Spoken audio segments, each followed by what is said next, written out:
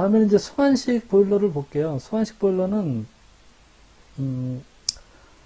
여러 개 그 수관, 물이 흐르는 관이 있는 거예요. 이제 연관은 연기가 흐르고 이 밖에 물이 있는 거예요. 그래서 이 연기 관 안에 연기가 흐르면서 밖에 관 주위에 물을 데펴서 이제 끓이는 형태인데, 수관식 보일러는 이 관 안에 물이 있어요.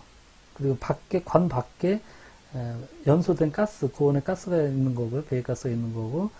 그래서 이 수관식 보일러는 상부 드럼과 하부 드럼 사이에 적은 구경에 수많은 수관을 설치한 구조고요. 관 내부에 물이 흐르고 관 내부를 연소가스로 가열해서 전기를 발생시키는 구조. 그러니까 이제 밑에 물이 있고 요 위에까지도 이제 물이 같이 다 차 있는 거죠. 차 있고 이 관들이 무수하게 많은 관들 외부를 그 고온의 그 연소가스가 가열을 하면서 이 관에 있는 물이 끓으면 요 위로 가겠죠. 그래서 밑에는 뭐 거의 100% 항상 물인데 위에는 증기가 이제 차는 부분이죠.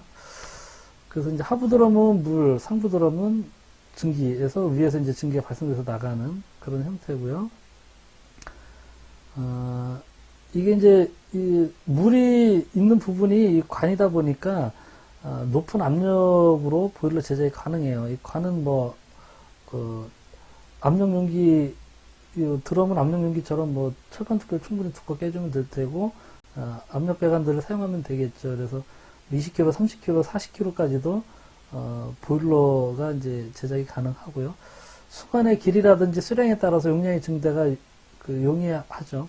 전열면이 딱 전열 면적이 요 관이 몇 파이짜리 관의 그 길이가 얼마고 수량이 몇 개냐에 따라서 다 금방 다 정해지기 때문에 이 관 수량만 늘리고 줄이고 하면 바로 보일러의 그 용량들이 결정이 될 수가 있고요. 그래서 어쨌든 이 관을 수량을 많게 하면 대용량도 가능한 거죠. 보유 수량에 비해서 전열 면적이 큰 거예요. 이 연기와 접하는 면이 이 관들의 표면적이 굉장히 많기 때문에 노통연관 보일러는 뭐 요 관들의 수량이 이 수관식보다는 이제 적은 거죠. 연관의 수량도 그렇고 이 노통든지 외부의 그 표면적이 이런 그 부분보다는 좀 적죠. 여기까지도 만약에 이제 다 이렇게 수관이 돼 있다라고 하면 훨씬 더 많은 전열 면적을 가질 수 있기 때문에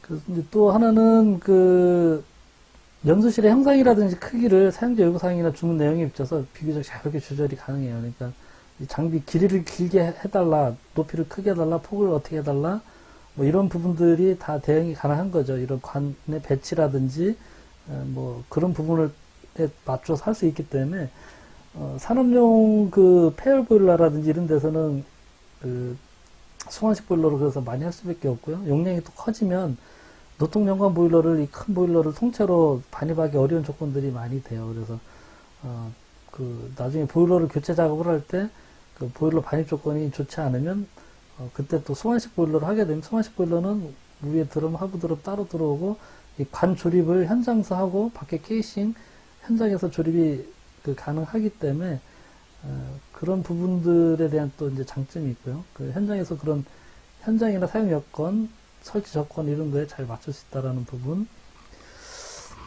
그 다음에 이제 보유 수량이 적기 때문에 부하 변경 시 압력 변동의 폭이 이제 크지만 대신 빨리 또 증기를 공급할 수 있는 그런 장점이 있죠. 이 관 안에만 물이 차 있기 때문에 이 보일러의 증기 그 발생 능력에 비해서 보유하고 있는 물의 양이 좀 적어요. 노통연관 보일러보다는 많이 적기 때문에 초기에 이제 그 증기를 공급할 때 그 빠른 시간 내에 증기를 발생시켜 대응할 수가 있는데 대신에 또 부하 사용량이 급격하게 변하거나 줄거나 하면 그 부분에 대응하는 거는 조금 어려울 수도 있죠. 갑자기 이제 저부하로 운전되다가 그 부하가 커지게 되면 그 부하를 발생시켜서 대응하고 하는 부분들에 있어서 약간 이제 수위 변화라든지 압력 변동 이런 것들이 생길 수 있다는 얘기고요. 운전이 조금 까다로운 면이 있죠. 그런 면에서. 그 다음에 내부 구조가 복잡하고 스케일이 발생되기 쉬워서 급수에 철저한 수질 관리가 필요하다. 그러니까 이 관 안에서 물이 끓어서 그 증기로 변하기 때문에 수질 관리가 잘 안 되게 되면 물속에 있던 불순물들이 이런 관 내부에서 스케일로 그대로 다 껴버리는 거죠. 그래서 급격하게 관을 부식시켜서 누수가 되는 그런 그 사고들이 생길 수 있기 때문에 수질 관리를 굉장히 좀 잘 해줘야 됩니다. 그래서 이제 이 상부 드럼 쪽으로 용량이 좀 큰 거는 상부 드럼 쪽으로 사람이 들어가서 이 안에서 세관 작업을 진행을 해줘요. 주기적으로. 현장 출입하는 사례들이 많고, 일단은 뭐 열 효율이 노통 용량 보일러보다는 높다는 얘기고요. 소환식 보일러가 전반적으로 보면 이렇게 사각형의 형태고, 버너 있고, 송풍기 있고, 여기 이제 상부 드럼, 하부 드럼이죠. 이거는 이렇게 이제 관들이 있고, 이쪽에 또 이렇게 있고, 그 안에 연소실에요. 버너 있는 부분에 이제 이렇게 그 수건들이 있고, 또 상부 드럼, 여기 하부 드럼, 상부 드럼, 그 사이에도 또 이렇게 수건들이 있고요. 그 이쪽 앞에서 또 저쪽 뒤쪽으로 지금 이제 버너가 불이 붙어서 저쪽으로 뒤로 이제 나가는 그런 형태고요.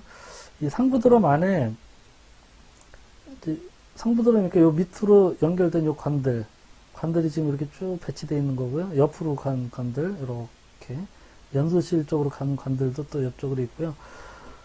여기 이제 뭐 비수방지판이라든지 기수분리기, 비수방지판, 뭐 급수내관 이런 게 있는데, 급수내관은 이제 그 물을 이 상부 드럼에서 이제 공급을 할 때 안에 이제 쭉 넣어서 이렇게 물이 안으로 골고루 내려갈 수 이렇게 공급해 줄 수 있게 되어 있는 거고, 여기서 이제 물이 끓으면서 증기로 발생된 것들이 막 끌어 넘쳐서 이제 위에 그 위쪽에서 이제 증기가 공급될 텐데 그쪽으로 튀어나가면 안 되니까 그거를 차단해 주기 위한 그 방지판이 하나 있는 거죠. 밑에서 튀어나가는 거 한번 봐가지고, 또 옆에서 옆쪽에서도 이제 끌어서 나오는 것들 막 튀는 거를 막아주기 위한 이제 비수 방지판들이 있고요.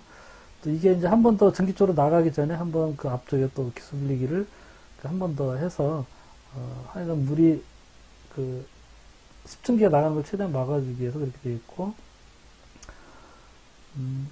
상부 드럼에 있는 그 부분들을 조금 더 확대해서 한 거고요. 보일러 실제 이제 현장에서 조립하는 과정인데, 상부 드럼, 하부 드럼, 수관들 연결하고 옆에 연소실 쪽에 또 수관들 이렇게 디귿자로 된 수관들을 하나하나 현장에서 껴갖고 이제 용접을 하는 거예요. 이 부분들 다 공장에서 만들어 와서 용접을 하는 거고요. 다음은 이제 관류 보일러를 보겠습니다. 관류 보일러는 드럼 없이 수관만으로 설계된 그 강제 순환식 보일러고요. 수관에서 그 급수가 예열되고 증발돼서 과열되는 순차적으로 통과하면서 증기 발생된다 이렇게 되어 있는데, 저게 이제 달래 뭐 어떤 부분이 있는 게 아니라 그 보일러의 본체에 이렇게 수직으로 서 있는 그 수관들이 수직으로 서 있고요. 윗부분하고 아랫부분이 헤더처럼 이제 연결이 되어 있어요. 이렇게 되어 있는 건데, 관들이 이렇게 지금 이거 두 줄로 서 있죠. 관들이 서 있고, 그 윗부분에 이제 요 위에 뚜껑이 이제 섞여 있죠. 헤더처럼 되어 있고, 밑에 헤더처럼 되어 있고, 요 중간에 위에서 밑으로 버너가 연소되면서 그 화염을 발생시켜서 안에서 이제 수관들을 데펴주는데, 이 급수 펌프에서 공급된 급수가 밑에서 이제 예열이 되고, 여기서 이 부분에서 이제 끌어 넘쳐서 위에 헤더에서 이제 증기만 모아서 나가는 이런 형태고요. 그래서 이제 헤더가 없이 그 상부 드럼, 하부 드럼 이런 드럼이 없이 그냥 간단한 헤더 장치에 그 수관들이 수직으로 병렬로 연결되어 있는 그런 형태에서 이제 다관식 보일러라고도 이제 부르는데, 수관만으로 이루어지니까 이제 압력에도 그 잘 견딜 수 있는 구조고, 관 배치도 조금 뭐 원형이긴 하지만 그 뭐 2열이나 3열이나 뭐 이런 부분들을 자유롭게 좀 배치할 수 있는 부분도 있고, 전반적으로 사이즈가 좀 컴팩트하게 제작이 될 수 있는 그런 장점이 있고요. 주로 소용량이나 저압에 적합하도록 만들어졌어요. 그러니까 이게 이제 용량이 커지면 어쨌든 이 수관의 수량이 많아지거나 전열면을 많이 가져가야 되니까, 그렇게 되게 되면 동그란 거에 수관을 계속 뭐 이렇게 하는 것 자체가 비효율적이죠. 아까 앞서 봤던 수관식 보일러처럼 상하부 드럼에 뭐 이렇게 수직으로 세우기도 하고, 연소실처럼 이렇게 해서 그 전열 면적을 더 넓힐 수 있기 때문에, 큰 사이즈는 수관식 보일러로 가고, 작은 사이즈는 이 관류 보일러, 이제 간다. 그렇게 이해하시면 되고요. 그래서 주로 이제 식당이라든지 뭐 상가에서 증기를 써야 되는 경우, 또 우리 건물에서도 급탕이나 난방용으로 소량의, 또 가습용으로 주로 이제 소량의 그 증기가 필요한 경우에는 이 관리용 보일러를 좀 많이 넣죠. 노통형광 보일러는 좀 용량이 커지기 때문에. 그래서 이 관리 보일러는 0.1톤서부터 해서 뭐 보통 3톤이나 시간당 3톤이나 4톤의 증기 정도를 보내는 보일러로는 그쪽 소용량 보일러에서 제일 많이 사용하고 있고요. 요즘 이제 노통 연관식 보일러도 사이즈를 작게 해서 뭐 0.5톤이라든지 이런 그 용량으로도 그 미니 노통 연관 보일러 이런 게 나오긴 하는데, 어쨌든 작은 사이즈에서는 이제 관리 보일러가 많이 쓰고 있고, 이 구조가 보면 연수기를 통해서 그 응축수 탱크에 이제 급수가 들어오고, 여기 또 응축수들도 또 되돌아오는 게 있으면 이쪽으로 같이 들어오겠죠. 급수 펌프로 퍼서 가압을 해서 이제 보일러로 공급해 줄 때, 예전에는 이제 이코노마이저가 없는 경우가 많았는데, 요즘은 뭐 그 노통연관 보일러에도 이코노마이저를 많이 이제 설치를 하다 보니까 그 관리 보일러에도 이코노마이저를 설치하는 경우가 이제 많이 늘어났고요. 이코노마이저에서 이제 한번 그 배기가스의 그 열기를 이용해서 급수를 예열해서 이제 공급을 해주고, 이 수관 그 화실 가장자리 뺑불러 있는 수관에서 우리 밑에서부터 이제 온도가 상승돼서 끌어올리면 위쪽에 증기가 상부 그 헤더에서 이제 모아서 나가는데, 이때 이제 막 물이 끌어넘치고 뭐 상부 드럼이나 이런 것도 없는 상태라서 이제 습증기 물이 끌어넘친 것들이 많이 넘어가서 반드시 이제 기수분리기가 같이 설치되죠. 그래서 습증기 속에 있는 수분들은 그 자기들끼리 뭉쳐서 밑으로 이제 떨어지고 순수한 증기만 이렇게 나가게 돼 있고요. 구조상 버너가 이제 위에서 밑으로 화염을 이렇게 쏴줘요. 쏴줄 때 그 가스가 이제 공급이 되고 버너에 송풍기가 들어가는데, 요즘은 요 이코노마이저 쪽에 이 송풍기를 예열하는 극기 예열기가 있는 타입도 있는 것 같아요. 이 관리 보일러라든지, 뭐 저는 그 제품을 아직 써보지는 못했는데, 업체 그 사이트나 홈페이지나 이런 데 자료를 보면, 이 관리용 보일러에도 극기 예열기가, 공기 예열기가 있는 그런 타입이 있는 것 같더라고요. 그래서, 뭐, 점점 요 부분 보일러 업체들도 계속해서 에너지 절감하는 쪽으로 이제 같이 발전을 하고 있는 거죠. 그 관리 보일러는 보일러에 보유하고 있는 물의 양이 그 가장 적어요. 그래서 증기 발생할 때까지 필요한 그 시간이 굉장히 짧아요. 몇 분이면은 뭐 가능하다 5분에서 10분 이내에 다 그 증기를 발생해서 정상 공급이 가능하기 때문에 그런 부분들이 그 편리한 점이고요. 반대로 또 부하 사용량이 갑자기 이렇게 막 늘거나 줄거나 하게 되면 보유하고 있는 수량이 적기 때문에 압력이 변한다든지 아니면 수위가 이렇게 좀 변하는 그런 부분들이 좀 불안정성이죠. 그런 부분들은 좀 있는 편이고요. 수관식 보일러랑 같은 맥락이기 때문에. 그 다음에 이제 그 관 안에서, 작은 구경의 관 안에서 물을 증발시켜서 증기를 만들기 때문에 급수 중에 불순물이 있거나 스켈 성분들이 있으면 관 표면에 부착이 돼서 그 관을 부식시키는 그 사례들이 굉장히 많이 생겨요. 이렇게 이제 수관 안에서 그 불순물들이 하얗게 다 스케일이 돼서 그 수관 안에 그 차게 되면 급격하게 부식이 발생돼서 문제가 되겠죠. 그래서 수질 관리를 굉장히 좀 잘 해줘야 되는 보일러예요. 보일러 중에 가장 수질 관리를 좀 잘 해줘야 되고요.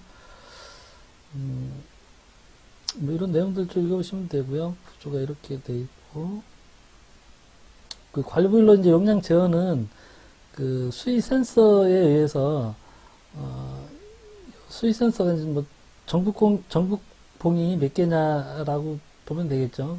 뭐 그런 거에 따라서 2인치식이냐, 3인치식이냐, 4인치식이냐, 2단, 3단, 4단 이런 식으로 버너라든지 그 급수 펌프의 제어를 해준다라고 보시면 되고요. 증기 부하량이 이제 커지게 되면 그 보일러 하나가 보통은 이제 뭐 스타보일러도 한 4톤 정도까지 나오는 것 같고요. 지난번에 대열 보일러 갔을 때는 5톤짜리 관리 보일러를 봤던 것 같아요. 그래서 뭐 4톤이나 뭐 아무리 커봤자 이제 5톤 이상을 넘어가질 않기 때문에 시간당 그 증기 공급하는 양이 그래서 이제 그 뭐 한 7톤, 8톤 뭐 이렇게 되게 되면 3, 4톤, 뭐 5톤, 3, 4톤 보일러를 이제 두세 대 이렇게 부어서 그 증기 부하에 대응을 해야 되겠죠. 근데 그럴 때 되면 이제 고민이 되죠. 3톤이 5톤, 4, 5톤이 넘어가게 되면 과연 이거를 이제 관류 보일러를 둘 것인지 노통연관 보일러를 둘 것인지 그런 부분들에 대한 고민이 좀 돼요. 이제 그거는 그 보일러의 증기를 주되게 쓰는 용도가 무엇인지 뭐 순간적으로 빨리빨리 가열하고 뭐 수시로 이렇게 그 켰다 껐다 하는 그런 부하인지 아니면 뭐 한번 쭉 키면 뭐 하루 종일 어느 정도 안정적으로 계속해서 보일러가 가동되어야 되는 조건인지 이런 부분들을 따져서 어느 보일러를 쓸 것인지를 좀 판단을 해야 되겠죠.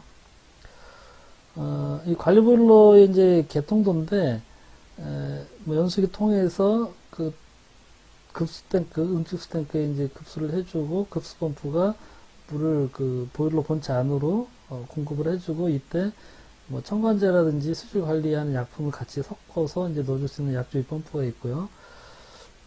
이 버너에서 이제 위에 상부에 이제 버너가 있죠. 이 버너에는 그 가스가 이제 공급이 되죠. 가스가 공급이 되고 이 가스에 이제 뭐 그 공급해주는 그 기본적인 밸브들이 있고요. 버너에서 연소된 공기가 연도로 이제 빠져나갈 때 이제 여기는 공기 열기 이게 지금 풀스타 보일러 아마 그 저 자료를 제가 넣었을 거예요. 그래서 여기 보면 이제 공기 열기가 있는 타입으로 이제 되어 있네요.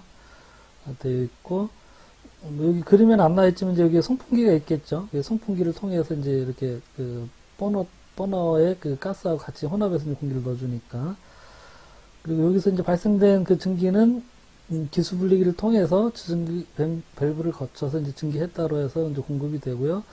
공급될 때 기수 분리기에서 증기 중에 응축 성분, 물 성분, 수분들은 뭉치게 해서 가라앉혀서 다시 보일러로 되돌리고, 여기 이제 수위 검출하는 수위 센서가 설치되어 있는 수위 검출통과 수변계가 있고요. 여기 이제 압력 스위치들이 붙겠죠.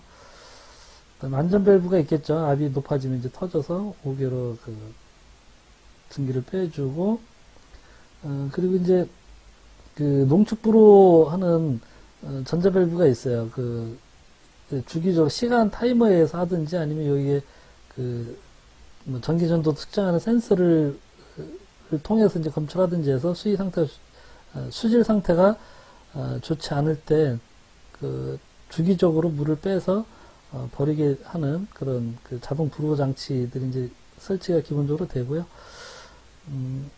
뭐 이런 배수 밸브들 있고,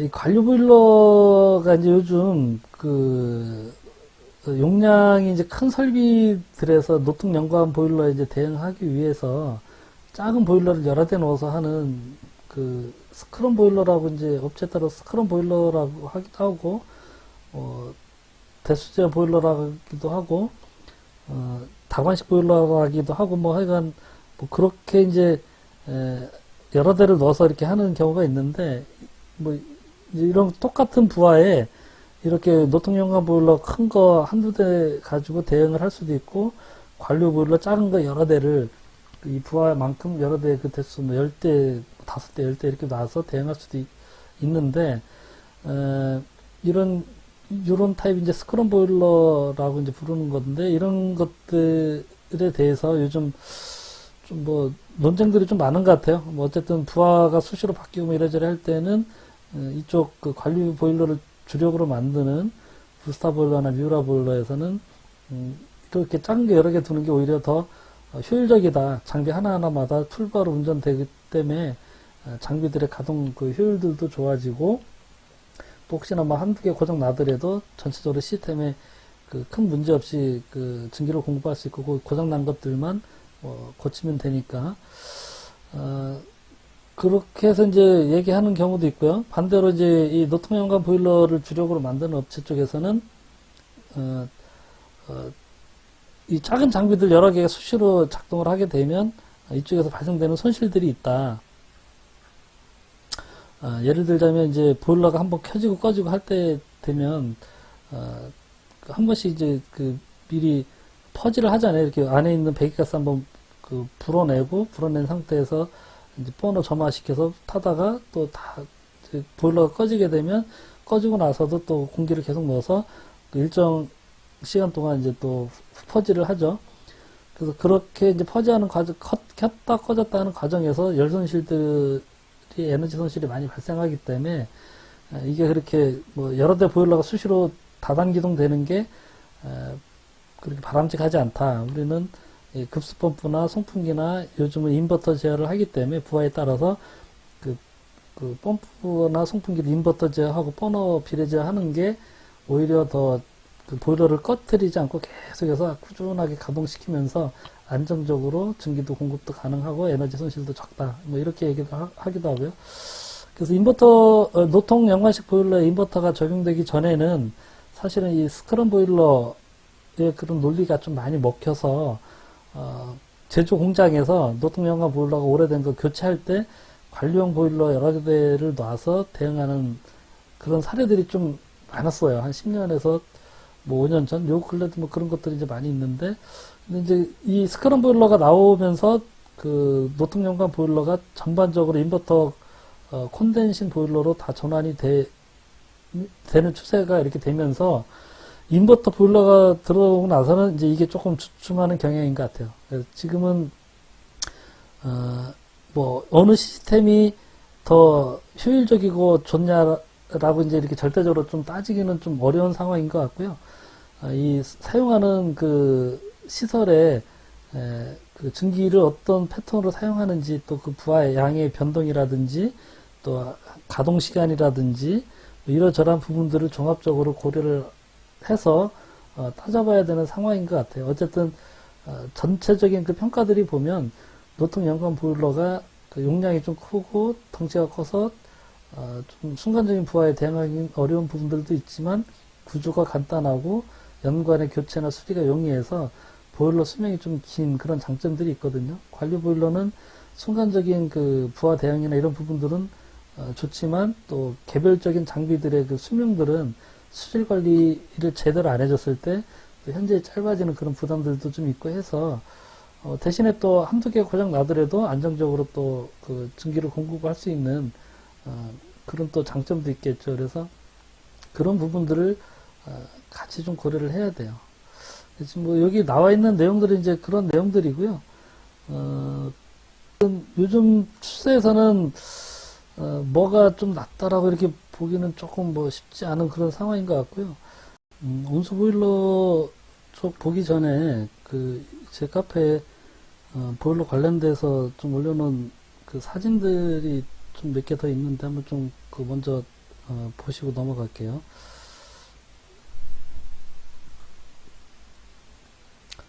이건 이제 예전에 대열보일러 그 공장 갔을 때 그 공장 사진들을 좀 찍었던 거고요. 이런 거는 이제 관료보일러인데도 굉장히 크죠. 관료보일러, 그 대열보일러도 관료보일러를 만들거든요.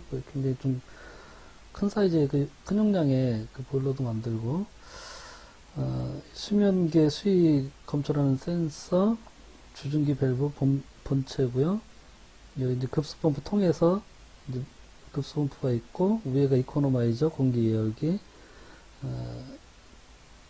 그 판넬이고요. 델 보일러는 그 MCC 파트하고 인버터 파트를 좀 이렇게 분리를 좀 해서 만드는 추세더라고요. 인버터 쪽에서 이제 발열이 좀 많이 나다 보니까 그렇고 지금 이제 인버터가 두 개죠. 하나는 송풍기, 하나는 그 급수펌프. 이 급수펌프까지 인버터 하는 경우도 있고, 뭐, 송풍기는 기본적으로 좀 1차적으로 많이 적용하는 것 같은데, 버너도 어차피 비례제를 해야 되니까, 급수펌프는 하는 경우도 있고, 안 하는 경우도 있는데, 요즘 이제 하는 경우가 좀 많죠. 어쨌든 수위를 완만하게 가져가는 게 이제 좋으니까. 그랬고요. 이 대열보일러는 인버터 컨덴싱 보일러 할 때, 이 조작반이 조금 오히려 후퇴한 것 같아요. 예전에 이제 인버터 보일러 하기 전에는 이 터치 스크린으로 해서 보일러 그림 나오고 이렇게 보기가 좀 칼라로 해서 편하게 돼 있었는데 뭐 어쨌든 지금 저희 현장에도 지금 이렇게 됐어요. 그 인버터 적용하면서 글자로 나오는 아주 옛날 타입의 그런 조작 타입, 그 그냥 액정 형태로 나온 형태로 제품이 나오더라고요. 그래서 이 부분은 좀 개선이 좀 필요한 것 같고, 판넬 안 부분이고요. 이중 효용이죠.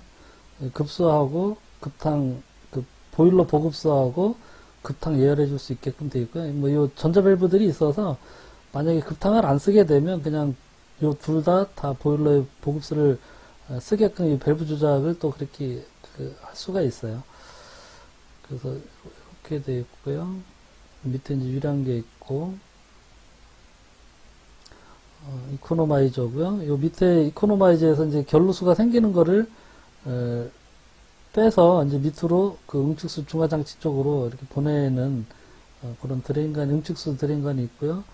버너 있고, 버너에 이제 회전수를 그 체크하는 그 센서가 하나 이제 붙어 있고요.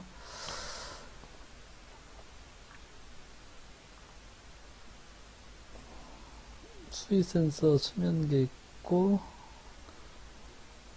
뭐 수질 감지하는 뭐 그런 부분들이 있고요. 이쪽에 뭐 각종 이제 압력 스위치 같은 거 이런 것들 달려 있고요.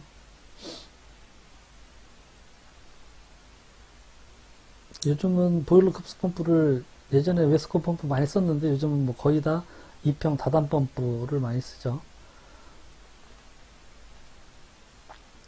대열보일러 이제 공장이고요. 노통연관 보일러 만드는 과정들이고요. 그 보일러, 노통연관 보일러 옆에 이제 그 경판 만드는, 거죠. 지금 원형으로 잘라서 보일러 용량에 따라서 이제 원판 사이즈들이 달라지겠죠. 지금 이제 그런 과정이죠. 그거를 마구리를 이렇게 절곡해서 본체 모양이 좀 나오죠. 보일러 그 본체 그 철판을 원형으로 동그랗게 마는 그런 장비들이 있고, 용접을 이제 사람이 하는 게 아니라 이제 자동으로 해요. 이렇게 자동으로 쭉 하면서 자기가 알아서 용접을 깨끗하게 이제 이렇게 하는 거고요. 이거는 이제 노통을 그 만드는 거죠. 파형 노통 이렇게 꿀렁꿀렁하게 되어 있는 그거를 만들기 위해서 그런 형상으로 그 보일러 연소실을 만드는 거죠. 그래서 이렇게 만들고 연관을 꽂기 위한 구멍들이 뚫려져 있고요.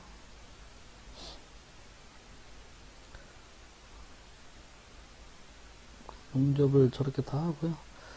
이 보일러 이 관도 이렇게 이제 표면에 뭔가 이렇게 좀 붙어 있어요. 전열면적을 좀 더 넓히기 위해서, 열 효율을 좀 좋게 하기 위해서, 전열 효율을 좋게 하기 위해서 이제 저런 것들이 있고, 이 안에서 이제 연소실 안에서 이제 쪽에서 바라본 그 안에 모양이고요.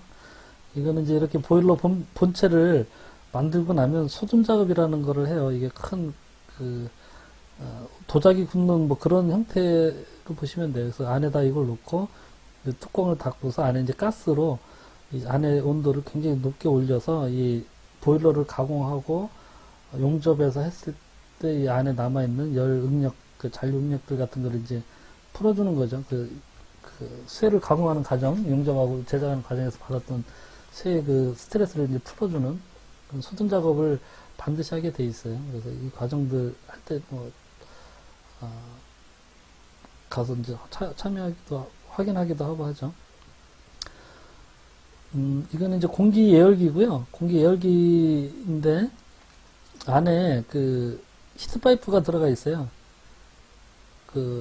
요즘 핀처럼 되어 있고 안에 이제 튜브가 있고 안에 이제 열매차가 있어서 약간 경사져 있죠. 그래서 이렇게 이제 경사져 있는 측면에서 안에 있는 그 히트파이프 안에 있는 그 열매차가 상변을 하면서 저쪽으로 왔다 갔다 하면서 열을 전달해 주는, 이건 이제 이코노마이저고요. 이코노마이저 안에 이 안에 튜브들이 있는데 이 튜브들이 이것도 이제 스파이럴 튜브처럼 이렇게 전열 면적을 최대한 넓게 하기 위해서 이렇게 되어 있고, 이 과정에서 이제 그 배기가스 중에 수분들이 다시 응축이 되면서 콘덴싱 되면서 응축되면서 그 물들이 이제 이쪽에 고여서 밑으로 떨어져서 중화장치를 통해서 나가야 되죠. 이코노마이저 이 부분에 예전에 이 부분들이 누수가 많이 돼요. 그 응축수 생기면서 응축된 그 물들이 그 상당한 매우 높은 산성 성분이기 때문에 그 부분 때문에 이 부분들이 수시로 뭐 몇 년 못 가서 누수가 돼서 사용 못하고 이런 경우가 상당히 많이 생기더라고요. 그래서 어쨌든 간에 다 스테인리스로 해서 저렇게 만드는데 한번 터지면 수리하기가 사실상 좀 매우 어려운 것 같아요. 매우. 이 구조 자체가 안에서 물 뜯어서 이렇게 용접해서 떼우기는 좀 어렵고 나중에 결국은 그 터지는 거를 찾아서 그냥 위아래를 막아서 아예 그거는 이제 사용 안 하게끔 막아놓는 게 이제 최선의 방법인데 전체적으로 교체를 하기 전까지. 그래서 어쨌든 그런 식으로 되어 있는데 이제 그 부분도 조금 쉽지가 않아요. 왜냐하면 수리하게 그 위에 밑에가 그럼 뭐가 잘 분해가 되고 해야 되는데 이게 분해되고 이러는 구조가 아니거든요. 다 용접이 돼 있고 그래서 이 여러 가지 관 중에 한 개라도 터지면 장비 전체를 사용 안 하게 되는 그런 좀 어려움은 있어요. 그래서 저 부분을 좀 개방이 가능해서 뭔가 막고 이렇게 할 수 있는 여지가 있으면 좋겠는데 그 부분은 좀 잘 개선이 안 되고 아직까지는 개선이 안 되고 있는 것 같고요. 대열별로 이제 공장 내부에요. 연석이 있고 이제 버너죠. 버너 이제 테스트하면서 불 때는 장면이고요. 이거는 이제 7곡에 있는 대림로얄 보일러, 대림로얄 EMP죠, 지금은. 거기를 이제 예전에 갔을 때 찍었던 사진인데, 이제 공장 전경이고요. 대림로얄 EMP도 주력은 노통연관 보일러고요. 용량 작은 것들은 노통과 연관이 이제 이런 식으로 되어 있고, 용량 커지면 또 양쪽에 이렇게 연관이 양쪽으로 배치되기도 하고, 밑에 받침대 이렇게 되어 있고요. 이 부분은 스테이라고 해서 이 관들 중에 일부는 좀 두께가 두꺼운 관을 써서 구조용이죠. 구조적으로 이 보일러가 이쪽으로 이제 터지지 않게 이 몸체는 원형이니까 이제 전반적으로 원형의 힘에 버티게끔 그렇게 해주면 되는데 이 길이 방향으로도 이제 이 뚜껑이 터질 수가 있겠죠. 이 뚜껑이 툭 떨어져서. 그래서 그거를 잡아주기 위해서 일부 연관들, 요 꽂을 때 일부 스테이라고 해서 이거는 이제 구조적으로 이 앞에 판하고 저 반대편 판을 잡아주기 위해서 이제 꽂는 그런 것들이 있어요. 그런 관들. 그 관들을 지금 이 반대편에서 용접을 이렇게 해놓은 거죠. 요 관들이 이쪽에 일부가 이제 이렇게 중간중간에 박혀서 양쪽 판을 잡아주고 있는 거죠.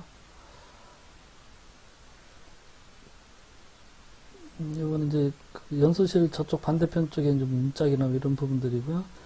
여기에 보통 이제 세라쿨 그런 형태의 단열재를 꽂아서 그렇게 이제 하죠.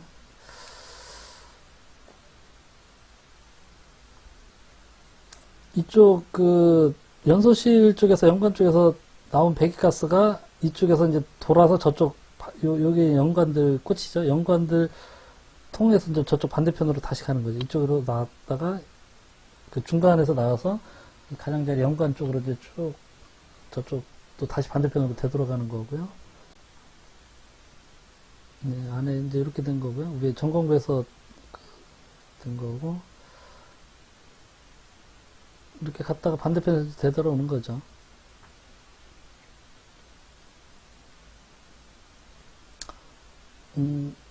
이것도 이제 연관의 전열 면적을 조금이라도 더 넓게 하기 위해서 이렇게 주름을 잡아서 이제 가공을 해서 만든 거죠. 여기 보면 이제 배관들 중에 이런 것들은 좀 두꺼운 관들이 있어요. 이런 이제 두꺼운 관들이 이제 스테이예요. 관을 앞뒤 판을 구조적으로 이제 잡아주는 거고, 이런 작은 것들은 이제 일반적인 연관들이고요. 안에 쓰는 이 흑한관을 쓰는데 연관을 이 흑한관이 일반적인 아니고요. 보일러 및 열경기용 탄소관관으로 되어 있어요. 별도의 이제 이 보일러 전용 그 탄소광관을 쓰는 거고요. 여기도 이제 본체를 둥글게 말아주는 기계, 또 그 노통을 그 파형으로 만들어주는 기계, 본체, 보일러 본체 받침대에 이제 본체를 올려놓고 용접을 하고요. 뭐 여기도 이제 자동 용접을 하고 하는데, 보면 이렇게 다 용접하기 전에, 용접면들 다 미리 베벨링을 해놓고, 용접할 때 이렇게 동그랗게 롤러 같은 거 위에서 얹어놓고 본체를 돌려가면서 용접을 하더라고요. 사람이 움직이는 것보다 보일러를 굴려가면서 이렇게 굴려가면서 하는 게 훨씬 더 편하겠죠. 그렇게 하고 또 뭐 옆에 할 때 또 이렇게 보일러를 세워놓고 또 작업하기도 하고, 뭐 용접은 보일러니까 용접은 잘 하죠. 이제 이게 보일러 급수 내관인데, 안에 보일러 안쪽에 이제 물을 넣을 때 뭐 그냥 이렇게 확 버무리는 게 아니라 그 물을 전체적으로 이렇게 좀 쭉 내리게 하기 위해서 안에 급수 내관이라는 게 들어가요. 그냥 이렇게 관 안에 구멍이 여러 개 뚫려서 물을 분배해주는 분배관이라 생각하시면 되고요. 이제 비수방지판은 증기가 나가는 쪽에 밑에서 이제 끌어 넘친 증기 중에 이제 물방울이 막 튀는 게 있겠죠. 캐리오버라든지 뭐 여러 가지 물이 막 불불 끓거나 할 때 그런 것들을 막아주기 위해 그 걸럼방 같은 거라 생각하시면 되죠. 비수방지판이 들어가는데, 밑에서 태우는 물을 막아주고 위에서 이제 요 구멍으로 증기만 해서 이렇게 나가는 거죠. 지금 보면 여기 이제 급수 내관이고 여기 비수 방지판이에요. 그 급수가 들어와서 요 밑에서 이제 쭉 이렇게 물을 전체적으로 뿌려주게 되고, 요 위에서 이제 물이 끌어 넘치겠죠. 여기까지가 연관이니까 요 위에까지 이제 물이 이렇게 차면 여기서 막 부글부글 끌어 넘친 물이 위에는 이제 증기일 텐데, 거기서 이제 끌어올리는 물은 여기서 한번 차단하는 비수 방지판이죠. 그래서 요 위에서 증기만 이렇게 빠져나갈 수 있게. 그래도 마찬가지로 소등 작업을 하는 그 소등 노고요. 이렇게 누워서 하는 거죠. 엄청 커요. 소등 작업을 24시간인가 48시간인가 뭐 이렇게 하게 돼요. 24시간 동안 가열하고 하고 또 이틀 정도 또 완만하게 이렇게 해서 며칠의 과정이 좀 걸려요. 이코노마이저, 절탄기, 급수가열기, 뭐 급수가열기, 한글로는 이제 급수가열기라고 이제 부르고요. 급수를 예열해 주는 거니까. 절탄기라는 거는 예전에 이제 뭐 석탄이나 뭐 이런 거 썼을 때 석탄을 절약해 준다라고 해서 절탄기죠. 이거를 쓰면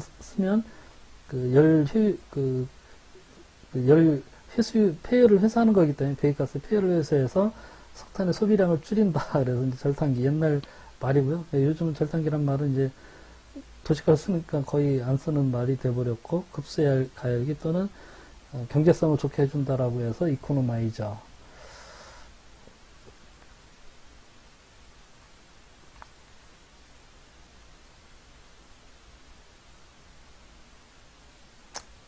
이 절단기를 쓸 때 예전에 초창기에는 이게 아무 생각 없이 보일러 안에 연관도 흑광관이니까 이것도 뭐 흑광관으로 써도 되겠거니 해서 흑광관으로 썼다가 초창기에 굉장히 부식사고가 많았죠. 여기에 결로 배기가스 중에 응축된 그 수분들이 여기 이제 맺으면서 밑으로 떨어지게 되는데, 그게 굉장히 높은 산성을 갖고 있어서 이게 다 금방 부식이 돼서 굉장히 문제가 많았어요, 초창기에. 그래서 요즘은 다 이 케이싱부터 안에 있는 열교환 배관을 다 스테인리스 관으로 쓰고요. 이렇게 다 전열 면적을 넓게 하기 위해서 스파이럴 형태로 좀 꼬아서 이렇게 만들고요.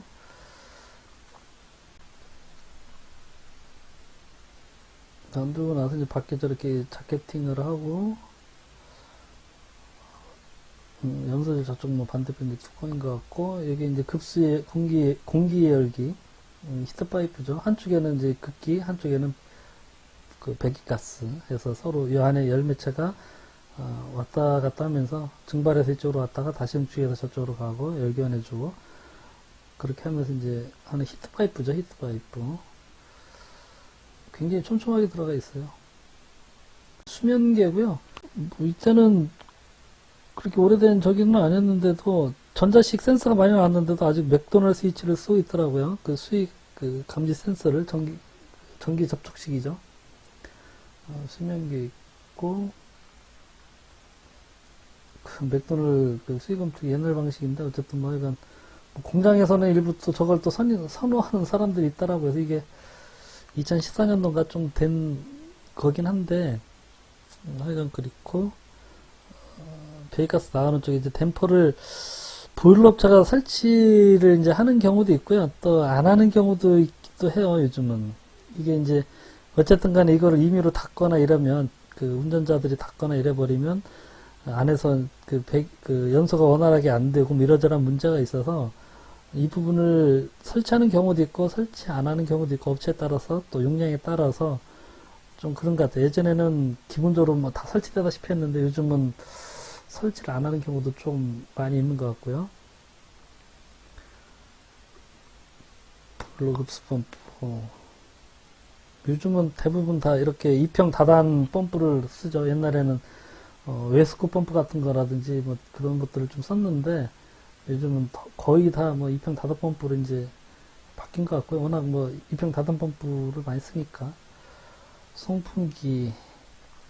안에 이걸 좀 소음기 같은 거를 제대로 좀 달아서 소음을 좀 줄여도 괜찮을 것 같긴 한데, 그 부분은 좀 잘 개선이 안 되는 것 같아요. 보일러, 뭐 어느 보일러 업체든 대부분 다 이렇게 만들어 오거든요. 안에 그냥 스펀지 하나 넣고 신육만 하는 형태인데, 이거 가지고는 소음을 제대로 잡아주지 못해서, 이 임펠러 소음이 바로 뭐 이렇게 나올 수밖에 없는 구조라서, 구조 자체가. 용량 큰 것들 뭐 이렇게 되면 이쪽에 뭔가 좀 달아도 될 것 같긴 한데, 어쨌든 그런 부분들이 좀 잘 안 되고 있고, 용량이 큰 거, 기본적으로 송풍기는 터보팬이죠. 그, 어, 그, 송풍기의 정압이 높아서 대부분 이제 터보팬을 쓰고 있고요. 안에 이제 터보팬의 임펠러. 버너고요. 버너에 이제 공기량 극히 조절해주는 단파가 있고, 이 가스하고 그 공기, 이런 부분들로 이제 공기가 들어오는 거죠. 공기 들어오는 거를 섞어주는 이제 디퓨저라고 하는데, 버너 안에 디퓨저가 있고요. 다 만들어서 이제 밖에 대기 중이죠. 여기 안전 밸브 있고, 이코노마이저 공기 열기, 버너, 여기 연관 파트죠.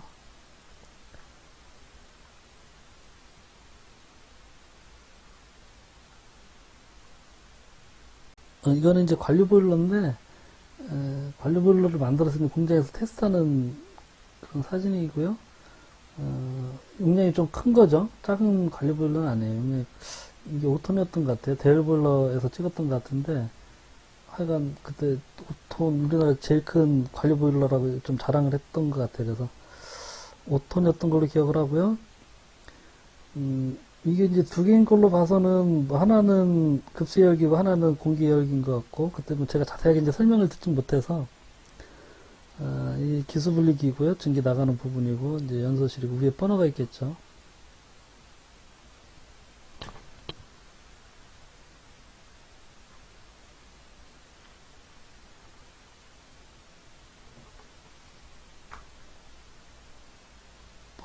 버너하고 이코노마이저.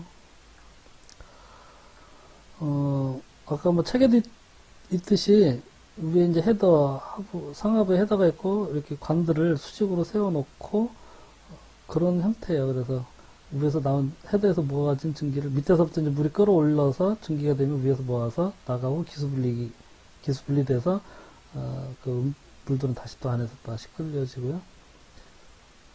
안에가 이제 이렇게 생긴 거죠. 이거는 이제 그 관이 세 줄로 되어 있네요. 세 줄로 되어 있고, 중간에가 이제 연소실이고,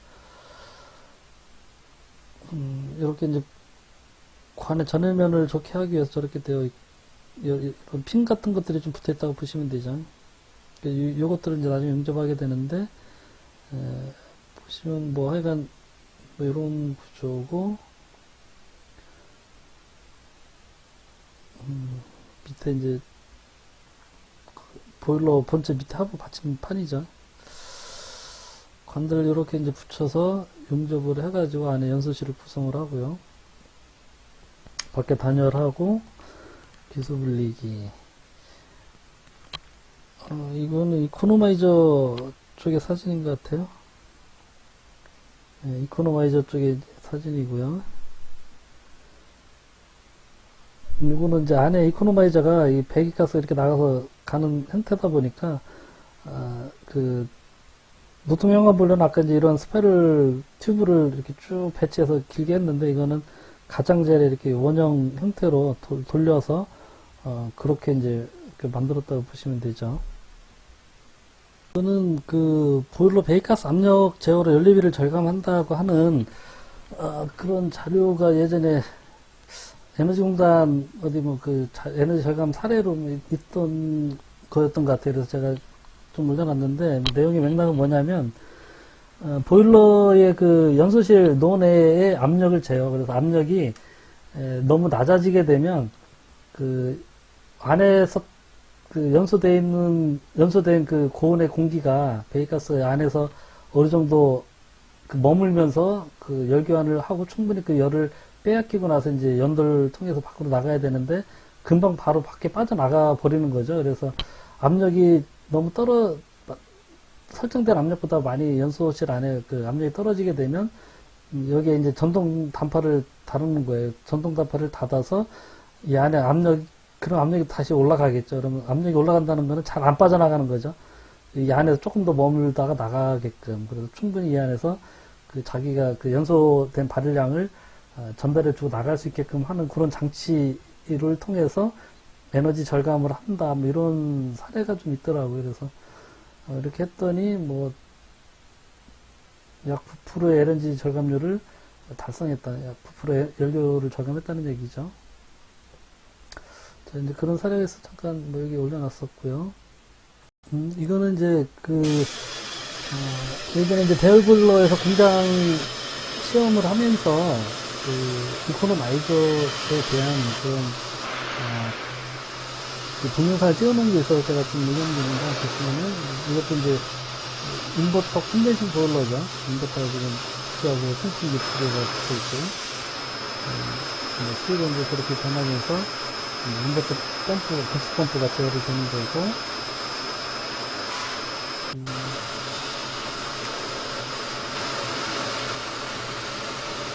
지금 이제 그 연소실에서 연소돼서 나오는 공기의 온도가 지금 약 한 220도 정도 되죠. 220도 정도의 공기가 좀 전에 요 밑에 부분이 공기 예열기예요. 공기 예열기를 거치고 나서는 공기 예열기를 거치고 나서는 지금 약 한 170도, 175도 정도 그 정도 되겠네요. 그렇게 됐고요. 공기 예열기 거치고 나서 그다음 이코노마이저를 거치고 나서 나가는 공기의 온도가 지금 약 한 70도 정도 그 정도 되어 있는 거고요. 이코노마이저를 거치면서 이 안에 있는 그 배기가스 중에 수분이 응축이 되면서 이렇게 응축수들이 떨어지게 되는 거죠. 지금 응축 떨어지는 거 보이죠? 그래서 이게 지금 이제 이코노마이저 거쳐서 나가는 그 쪽인데 배기가스 중에 응축수들이 이렇게 수분들이 응축이 되면서 이렇게 물처럼 날려요. 상당히 많이 떨어지죠. 지금 이거는 그 이코노마이저 전단에서 지금 온도를 잰 것 같아요. 그래서 온도가 지금 188도고 이게 이제 그 배기가스 측정하는 휴대용 장비인데 뭐 이 CO2의 지금 성분이 성분비가 10.8% 지금 이렇게 돼 있죠. CO2의 그 비율이 10.8% 돼 있고 그 배기가스 온도가 188도예요. 188도 이렇게 되어 있고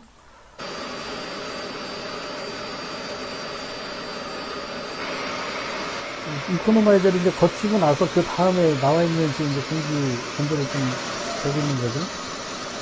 정도를 봤더니 배기가스의 온도가 62도예요. 62도. 상당히 열을 많이 희소한 거죠. 그래서 물이 지금 이렇게 계속 날리고 있는 거고요. 이 밑에 이제 고여있는 이 응축수의 그 산성을 측정을 한 거예요. pH가 지금 3.7이래요. 굉장한, 이 pH 베타가 지금 잰 건데, 굉장히 그 산성이죠. 그러니까 이게 금방 부식이 될 수밖에 없는 거예요. 이거 그대로 버리면 배수펌프라든지 이런 게 다 부식이 되겠죠. 그래서 저거를 밑으로 받아서 응축시 중화 처리 장치죠. 응축 처리 장치에서 안에 이제 중화하는 약 보통 이제 마그네슘을 많이 쓴다고 하는데 그 하고 났더니 지금 7.8, 7.9 정도대로 중성이 돼서 이제 배출이 된다는 얘기고. 이게 저도 초창기에는 이런 알코올 타입으로 좀 많이 봤었는데 요즘은 이런 색깔도 아니고 또 이제 흑색으로 시커먼 색으로 돼서 이런 철판처럼 그런 덩어리도 많이 나오더라고요. 예전하고는 조금 달라진 것 같아요. 그런 부분들이.